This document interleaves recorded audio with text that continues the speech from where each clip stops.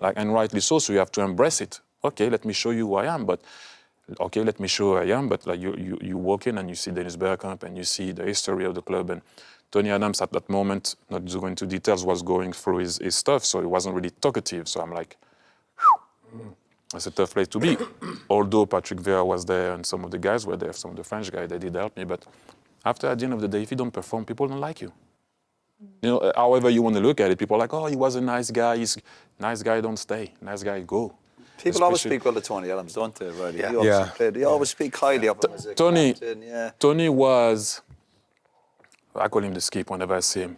And when you know also what he went through, what he had to endure, and the person that he was, so those guys made me understand what it was to be there and what I had to do in order to perform.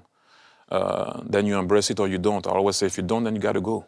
You know, people always say, Thierry, that's harsh. That sounds harsh. That's the rule of the game. When you play for Arsenal or when you play for Man United or Liverpool, you have to bring trophies. If you don't, Training, did they train? Lead No, but that's Dixon, what I Nigel, said. did they all train with It was tough. intensity? I remember Yeah, I always say I believe that I scored goals easy. It was easier to score goals on a Saturday than it was in training.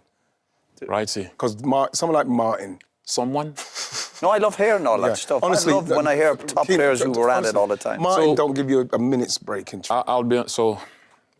They don't mind me saying it. I think they wouldn't mind because I think for me that's what's missing in the game. Sometimes you have to live with your time, and it's a different era. But I remember arriving in England and having that European continental way of playing. You know, if you pull the shot of someone, if you stop, usually the ref blow the whistle.